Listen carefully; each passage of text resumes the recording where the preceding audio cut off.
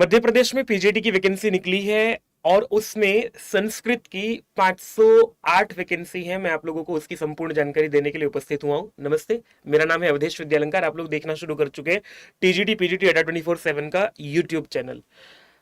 ये 2023 में वैकेंसी निकली है। 8,720 वैकेंसी टोटल है, जिनमें से संस्कृत और संस्कृत के कैंडिडेट को जो इसमें आवेदन करना चाहता है उसके लिए संपूर्ण जानकारी केवल इस वीडियो से उसको मिल जाएगी। क्या क्या है इसके लिए, जैसे मैं आप लोगों को बता देता हूँ कब से फॉर्म भरने शुरू होंगे। आप लोगों को पता ही होगा कि 18 मई से फॉर्म भरने शुरू हो जाएंगे। ठीक है, और इसमें 2 अगस्त से आप लोगों का पेपर भी हो जाएगा। क्या कह कर बताया गया है कि 2 अगस्त में जो है 2 अगस्त से पेपर शुरू हो जाएगा। तो हमारे पास तैयारी करने के लिए जो है वो मई जून जुलाई 3 महीने पूरे पूरे हैं।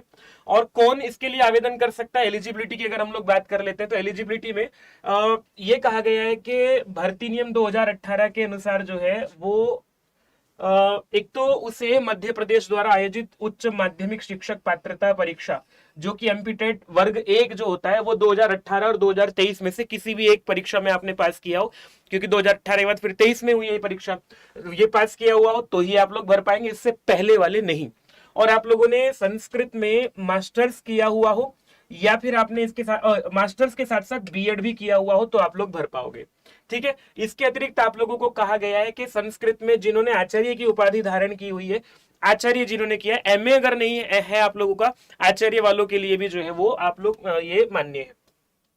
इसके अतिरिक्त किसी ने यदि योग से एमए किया, अलाइड सब्जेक्ट भी बताया गया है पूरा पूरा कि किन किन आपने अगर मास्टर संस्कृत में नहीं किया लेकिन संस्कृत से जुड़ा हुआ एक सब्जेक्ट योग भी है, अगर आप लोगों ने संस्कृत में योगाचार्य किया है तो संस्कृत में जो योग की डिग्री मिलती है वो आचार्य की डिग्री मिलती है। तो अगर आप लोगों ने संस्कृत में योगाचार्य किया हुआ है तो भी आप लोग इसका आवेदन कर पाओगे। परंतु ये परंतु बड़ा खतरनाक होता है ना, परंतु आपके पास स्नातक स्तर पर जो है वो संस्कृत एक मुख्य विषय के रूप में होना चाहिए, तभी आप लोग इसमें आवेदन कर पाओगे। मतलब अपने मास्टर्स जो है वो योगाचारी आपका है और ग्रेजुएशन में आपके पास संस्कृत है तो आप लोग इसके लिए एलिजिबल है। ये बात एलिजिबिलिटी की हो गई है। और एक बात और कही है यहाँ पर कि आपने जो एमपी टेट का परसेंटेज है वो भी बताया गया है। एमपी टेट का परसेंटेज कितना है, जो आउटसाइडर हैं, एमपी से बाहर के जो लोग होंगे, अगर रिजर्वेशन नहीं चाहिए तो उनके लिए कहा गया है कि 60% आपका आना चाहिए, मतलब 90 नंबर आपके होंगे तो आप एलिजिबल हैं। और जो अनुसूचित जाति, मतलब जो रिजर्व कैंडिडेट्स हैं, उनके लिए ये 50% अगर उनके हैं तो भी वो आवेदन कर पाएंगे। ठीक है, ये बात हुई। इसके अतिरिक्त हम लोग बात कर रहे हैं कि अगर आपका बीएड जो है वो नहीं हुआ है, आप अपियरिंग है, या फिर मान लिया आपने जो है पहले एमए मास्टर्स कर लिया फिर बीएड कर रहे हैं वो अपियरिंग है, या फिर बीएड करके जो है मास्टर्स कर रहे हैं वो अपियरिंग है, आप फाइनल ईयर में हैं, तो भी आप लोग आवेदन कर पाएंगे। ये बताया गया है कि अंतिम वर्ष में है वे भी पात्रता परीक्षा में बैठने हेतु मान्य होंगे। ठीक है, ऐसे अभ्यर्थियों को चयन परीक्षा उपरांत पात्र पाए जाने पर मेरिट क्रम में शैक्षणिक योग्यता संबंधी अर्हता अर्जन की संदर्भ तिथि विभाग में जिस दिनांक को दस्तावेज मांगे जाएंगे उस दिनांक को प्रस्तुत करने होंगे। अभी आप एग्जाम दे सकते हो, लेकिन जब आपका डॉक्यूमेंट वेरिफिकेशन होगा तब आपके पास वो डिग्री कंप्लीट होनी चाहिए। मतलब मामला 50-50 है। पता चला उस समय जो है आप की डिग्री कंप्लीट नहीं हो तो आप बाहर हो जाएंगे, पर एग्जाम देने में क्या जाता है ना। और एक बात और है, यहाँ पर एक से अधिक विषयों में भी जो है आप बैठ सकते हैं। मान लिया आप लोग जो है हिंदी, आपका मास्टर्स हिंदी में भी है, संस्कृत में भी है, या किसी और विषय में भी, एक से अधिक परीक्षाओं में भी आप लोग बैठ सकते हैं। इसके अतिरिक्त आप लोगों की आयु कितनी होनी चाहिए, तो एज बताया न्यूनतम 21 वर्ष है, अधिकतम जो अनारक्षित लोग हैं उनके लिए 40 है, और आरक्षित महिलाओं के लिए जो है वो 45 है, बाकी के लिए भी 45 है। और इसके अतिरिक्त कुछ और छूट भी जो है उनको मिल सकती है, वो दिया हुआ है वहां पर आगे रिजर्वेशन कैटेगरी के आधार पर। मतलब 45 साल जो है अधिकतम आपकी आयु होनी चाहिए। सैलरी जो है आपकी कितनी होगी, तो सैलरी और प्रोबेशन पीरियड जो है आप लोगों को बताया गया है कि परीक्षा अवधि वेतन देय होगा। आपको 2 साल का जो पर्यवेक्षण काल होता है वो होता ही है 36,200 प्लस महंगाई भत्ता है, तो वही ये बेसिक दिया हुआ है आप लोगों का, और इस पर जो भत्ते लगते हैं वो सब होंगे ही। संस्कृत में कुल मिलाकर के जो पोस्ट है वो आपकी 490 जो है वो शिक्षा विभाग के अंतर्गत है, स्कूल शिक्षा विभाग के अंतर्गत, और 18 पोस्ट जो जनजातीय कार्य विभाग के अंतर्गत है। कुल मिलाकर के 508 पद आपको संस्कृत में है।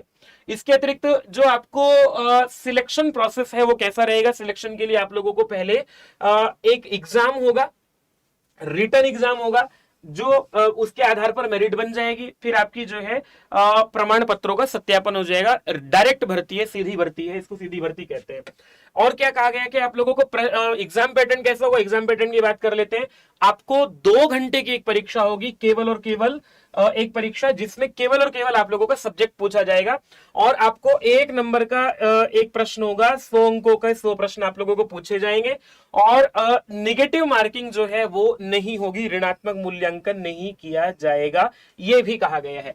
अगर आप लोग जो है किसी प्रश्न का उत्तर गलत लगा देते हैं तो नेगेटिव मार्किंग आपकी नहीं है। इसके अतिरिक्त आपको और क्या बताया गया है कि इन राज्य के इन जिलों में जो है आप लोगों का एग्जाम आप देने जा सकोगे कहीं भी, बालाघाट, जबलपुर, रीवा, बैतूल, ये सब आप लोगों को पता ही है। इन जिलों में मैं बात करता हूं सीधे सीधे सिलेबस को लेकर के। सिलेबस क्या है संस्कृत को लेकर के, आपका सिलेबस उन्होंने 20 यूनिट में बांटा है। सभी विषयों का सिलेबस जो है वो 20 यूनिट में बांटा हुआ है। मैंने इसको आपको 5 भागों में बांट दिया है 20 यूनिट को, तो वो ये एक एक यूनिट है, एक एक यूनिट को मैंने भाग में बांट दिया। जैसे वैदिक और दर्शन प्रकरण जो है हमारा, या आर्ष साहित्य जो है वो इसके अंतर्गत आता है। तो वेद वेदांग उपनिषद का सामान्य परिचय आप लोगों से पूछेंगे, रामायण महाभारत श्रीमद भगवद गीता पुराणों का सामान्य परिचय है, 6 दर्शनों का सामान्य परिचय है, मनुस्मृति का द्वितीय अध्याय लिख करके दिया हुआ है। पाठ्यक्रम अच्छा खासा पाठ्यक्रम है, पढ़ने लायक पाठ्यक्रम है। और आपको संधि बता दी गई है, शब्द रूप कुछ लिख करके दे दिए हैं, धातु रूप कुछ लिख करके दे दिए हैं, केवल 5 लकारों में। ठीक है, वही जो टीजीटी लेवल का पाठ्यक्रम होता है वो और पीजीटी लेवल का पाठ्यक्रम दोनों मर्ज किए हैं इन्होंने। समास आप लोगों को सामान्य लिख करके दे दिया है, 5 के 5 समास जो आपके हैं। अव्यय उपसर्ग प्रत्यय से आप लोगों को प्रत्ययों का नाम भी लिख करके दे दिया, ये प्रत्यय पूछे जाएंगे। कारक और उपपद विभक्ति, हालांकि ये नहीं बताया कि क्या लेवल रहेगा वो, पर मेरा अपना आप लोगों को बताना है कि सिद्धांत कौमुदी से जो है ये रहेगा। सिद्धांत कौमुदी से आप लोग जो है संधि को, कारक को, समास पर साधारण सामान्य होता है, लेकिन आप लोगों को इनको 2 को जो है सिद्धांत कौमुदी से पढ़ना होगा। और संस्कृत जो साहित्य प्रकरण है उसमें कुछ कवियों का नाम लिख दिया गया है कि कालिदास, भास, भगवती, शूद्रक, भारवी, माघ, बाणभट्ट, दंडी, मतलब छोड़ा नहीं है कोई भी, लगभग जो मुख्य कवि है उनका सामान्य परिचय। कुछ रचनाओं का सामान्य परिचय दे दिया है, मूल अध्ययन का नाम नहीं दिया है कि ये पढ़ना है। जैसे रघुवंश आपको दे दिया है, महाकाव्य किरातार्जुनीयम दे दिया है, शिशुपाल वधम दे दिया है। पर्याप्त पाठ्यक्रम है, अपने आप में पढ़ने लायक पाठ्यक्रम है। और हालांकि इससे क्या पढ़ना होगा उस पर हम लोग आगे चर्चा करते रहेंगे। नाटकों में 3 नाटकों का नाम दिया, अभिज्ञान, शाकुंतलम, स्वप्नवास वृत्तम, उत्तरांचरितम, पूरा इसमें दिया गया है, तो इससे महत्वपूर्ण हो जाएगा पढ़ना। और गद्य रचनाओं में आप लोगों को दश कुमार चरितम कहा गया, 8वां उच्छ्वास लिख के दे दिया है। हर्ष चरितम का 5वां उच्छ्वास लिख के दे दिया है। शिवराज विजयम पूरा लिख दिया है, हालांकि पूरा पढ़ना अपने आप में एक बड़ा काम है। काव्य शास्त्र जो है उसको लिख करके दे दिया है कि काव्य शास्त्र में आपको लक्षण पूछेंगे, काव्य का काव्य प्रयोजन, कुछ अलंकारों के नाम लिख दिए, 4-5 है, ज्यादा नहीं है, 5 अलंकार दिए हुए हैं। छंद जो है वो थोड़े से छंद दिए हुए हैं, वो सामान्य सी बात है। नाट्य शास्त्र का 6ठा अध्याय दिया हुआ है, 10 रूपक का तृतीय प्रकाश दिया हुआ है। तो ये काव्य शास्त्र जो है आप लोगों को दिया गया है। अच्छा, एनसीईआरटी को भी सम्मिलित किया गया है। एनसीईआरटी के आधार पर आप लोगों को शेमुश्री प्रथम और द्वितीय भाग, भास्वती प्रथम और द्वितीय भाग से कुछ चैप्टर्स के नाम लिख दिए गए हैं कि इनसे पूछेंगे। हिंदी से संस्कृत में अनुवाद करने को भी आएगा आप लोगों के पास। वाच्य परिवर्तन टॉपिक में नहीं दिया है, पर मैं कह रहा हूं आप लोगों को प्रश्न वाच्य परिवर्तन से भी बनेंगे। ये आप लोगों को संस्कृत की पूरी जानकारी थी, कौन भर सकता है और कैसा एग्जाम आएगा, क्या सिलेबस है, सब जानकारी मैंने अपनी ओर से दे दी है। अगर आप लोग संस्कृत की तैयारी करना चाहते हैं मेरे साथ जुड़ करके, डिस्क्रिप्शन में जो गूगल फॉर्म दिया हुआ है उसे भर दीजिएगा, और फिर हम और आप लोग जो है मिलकर के इस बार 508 पद हैं, हम ये एक सीट अपनी पक्की कर पाएंगे निश्चित रूप से। फिर मिलता हूं मैं। और वीडियो कैसी लगी, आप लोगों को ये विवरण कैसा लगा, मुझे कमेंट करके अवश्य बताइएगा। कोई प्रश्न होगा वीडियो पर छोड़ दीजिएगा कमेंट बॉक्स में जाकर के। नमस्ते।